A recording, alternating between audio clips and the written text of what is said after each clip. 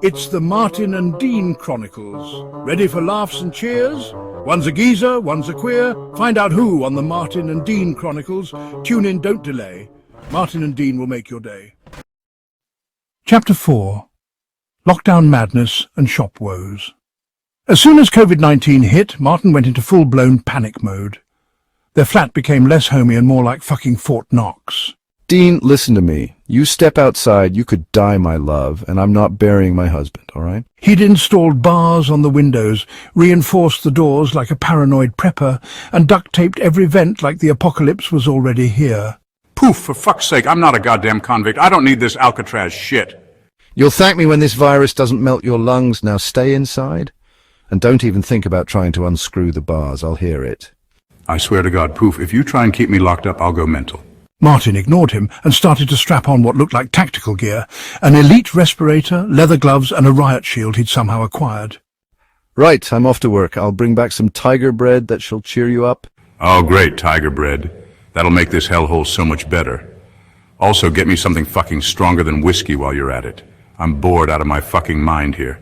Martin just smiled at Dean and locked the door with a padlock so ridiculous it looked like it came off a bank vault. Meanwhile, at the co-op, Mark, the store's uptight manager, was already pacing at the entrance like an angry PE teacher. Martin, 2 minutes fucking late. What the hell is this? Do you think this is some sort of fucking holiday camp? Tut tut. Sorry, Mark. Got held up. I had to sort out my Dean. You know he could die. I'll clock in and get on with it. Tut tut. I want all 15 cages of RDC done tonight. No fucking excuses. Harry and Luke are here, but let's be honest, they're useless bastards. Martin sighed. This was going to be a long fucking night. Harry and Luke were already being useless. Luke stacking cans, one at a time, and most of them upside down. Harry just muttering to himself and laughing, ticking off a list of how many membership cards he gets an hour. Poor Martin. The next day, Martin returned to work, half dead from exhaustion. Mark was there, arms crossed, like he'd just caught someone pissing in the fruit aisle. Martin, I told you, 15 cages. You left one. Fucking one. Do you know how unacceptable that is? I'm so very fucking disappointed. Tut tut. I'm sorry, Mark. I had a queue of customers out the door and had to check on Dean to make sure he was okay. As you know, my Dean could die. Mark crossed his arms and tilted his head like a judgmental owl. Excuses don't get cages out, Martin. Tut tut. Do better, or I'll reduce your hours and give them to someone who actually knows how to work. Harry, maybe, or Luke. Martin raised an eyebrow. Harry spends half his shift naming bananas and the other half trying to juggle them. Luke stacks cans like he's building a house of cards. Well, they might still do a better job than you. Mark snapped, his eye twitching like a dodgy Christmas light. And if Andy gets on my ass about this? Martin tuned out as Mark's usual tirade dissolved into background noise. But then, something strange happened. Mark's twitching eyes stopped blinking altogether, and the right side of his face suddenly sagged like a balloon losing air. You all right, Mark? Martin asked, trying not to laugh. It looked like Mark was halfway through transforming into a Picasso painting. I'm Mark slurred, pointing to his own face as if it were a faulty product on the shelf. Jesus Christ. Martin muttered, now genuinely worried. Mark staggered to a chair, his left side still trying to glare at Martin, while his right looked like it had given up on life entirely. I think you've got Bell's palsy, mate. You need to sit down before you fall over. Or worse, fall into one of those cages you keep screaming about. I'll call my wife. He garbled, fumbling with his phone. After an awkwardly loud speakerphone call, Mark hung up, his good eyebrow twitching furiously. She said, she'll be an hour. An hour? Where is she coming from? She needs to get ready. Of course she does. Nothing screams emergency like a full face of contour. An agonizing hour later, Mark's wife arrived. She sashayed into the co-op like she was walking the red carpet, not picking up her half-paralyzed husband. Her hair was perfectly coiffed, her makeup flawless, and she was wearing a leopard print jumpsuit so tight it probably restricted her blood flow.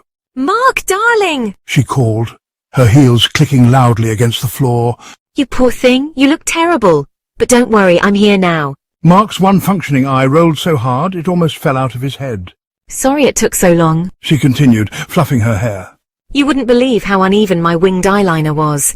I had to start over twice. Mark groaned, which sounded more like a low-pitched gargle as she pulled him to his feet. Let's get you to the hospital, she said cheerfully, completely missing the death glare her husband was giving her.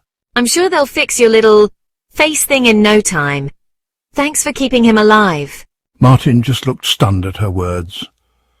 That night, Martin arrived home to find Dean on the sofa that he had turned into a makeshift boat. He was half naked, wearing a pirate hat and sunglasses. A nearly empty bottle of spiced rum dangled from his hand. Oh, look who's back. Captain can't finish his fucking cages. Dean crowed, sloshing rum onto the sofa boat. What happened this time, sailor? Did Mark stick that tut-tut right up your arse? Martin sighed, dropping his bag and collapsing into the armchair. Dean, you're not going to believe this. Mark's face went wonky today, like full-on half-melted candle mode. Dean sat up, his sunglasses sliding down his nose. Wait, what? What do you mean wonky? Did he finally tut himself into oblivion? Martin smirked. Close enough. He was ranting about the cages. Again, when his face just gave up. One side went slack and he started talking like he'd just chugged a bottle of vodka. Dean burst out laughing, nearly tipping the sofa boat. Oh my God, did he blame you for it? Martin, you left one cage and now I've got Bell's fucking palsy. Tut-tut. Martin chuckled. No, but he did try to play it off like nothing was wrong. I'm fine, mate. He looked like a stroke victim auditioning for Pirates of the Caribbean. Dean wheezed, clutching his stomach. That's hilarious. Did someone call an ambulance? Or did they just let him wobble around like a broken muppet? His wife came to get him. Wait, the leopard print wife? The one who looks like she gets Botox in Aldi's car park? That's the one. She took an hour to get there because she needed to do her makeup first. Mark's sitting there, half his face sliding off, and she's like, "Sorry, darling, but I couldn't possibly leave the house without my eyeliner on fleek." Dean chuckled to himself. This is gold. Please tell me she showed up looking like a fucking disco ball. Martin nodded, suppressing a laugh. Oh, she strutted in wearing leopard print so tight it looked spray-painted on. I swear she thought she was starring in some kind of medical drama. Oh, Mark must have just had to sit there, one sad eye twitching, thinking, this is my life, this is what I married. Pretty much the best part was when she told the staff, thanks for keeping him alive. Like we'd been performing life-saving surgery in the bread aisle. Dean fell off the sofa boat. Oh, Martin, top comedy gold. Still, if you did your cages, we wouldn't have gotten this, so thanks, haha. And here I was thinking my life was a difficult. At least I don't have a tutting face melter and a leopard print diva waiting for me at home, just a drunken sailor. Dean raised his rum bottle in salute. Our matey that be true. To Mark, may his cages be many and his Botox bills be higher. Anyway, Martin, I have been busy today. I've started a petition to get me out of here. Dean declared, adjusting his pirate hat. You know, it's a free Dean campaign, a noble cause for a man trapped in this Alcatraz you call a flat. Martin groaned, rubbing his temples. You've not trapped? It's to keep you safe, Dean. You could die otherwise. Dean grinned, leaning back on the sofa boat like a king addressing his subjects. Yeah, Martin. So I took action today. I made a Twitch account and started streaming. Martin blinked. Twitch streaming? You hate that bullshit, you said. What are you doing on there? It's not video games, is it? Nah. Waving the rum bottle dismissively. Who's got time for that? I went live to tell the people my story. I showed them the bars on the windows, the duct tape on the vents, gave them the full tour of my prison life. Properly tugged on the heartstrings, you know. I even played sad violin music in the background. Jesus Christ, Dean, then what? Dean hesitated, his grin faltering for the first time. Well, it was going great. I had 10 viewers at one point. Double digits, Martin, that's practically viral, but then there was a bit of an incident. Martin crossed his arms, already bracing himself. What did you do? Dean coughed, clearly trying to stall. All right, so here's the thing. I forgot I'd left the camera running when I got out of the shower. And let's just say the viewers got more of the Free Dean campaign than they bargained for. Martin stared, his jaw dropping. Dean, you got your cock out on Twitch? By accident, poof. Dean protested, holding up his hands defensively. I was just toweling off, turned around, and bam, full frontal. One guy in the chat said, this isn't OnlyFans, mate. And then bang, account banned. Martin buried his face in his hands. You absolute fool. How do you manage to turn everything into a disaster? Dean shrugged, looking entirely unbothered. I prefer to think of it as keeping life interesting. Anyway, I've already got a backup plan. Going to make a new account under a different name. Free Dean 2.0. The world needs my story, Martin. Martin groaned as Dean launched into another passionate rant about his campaign, complete with plans for merchandise, a theme song, and possibly a GoFundMe.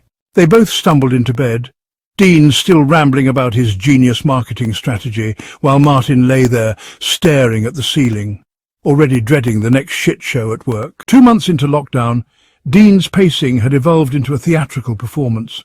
He stomped around the living room like a deranged Shakespearean actor, occasionally glaring at the walls as though they were complicit in his imprisonment.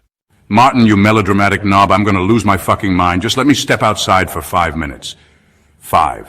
I'll inhale and exhale in the same spot like a statue, I swear. Dean. He said, in a tone reserved for explaining basic concepts to toddlers. We've been through this. You go outside, you die. Simple as that. Dean threw his hands in the air. Die? Oh, brilliant. I'm in a Dickens novel now. Please, Mr. Martin, sir, might I step out for a crumb of fresh air before I perish from sheer boredom? Martin stood, pulling on his protective gear with the resigned patience of a saint or a sadist.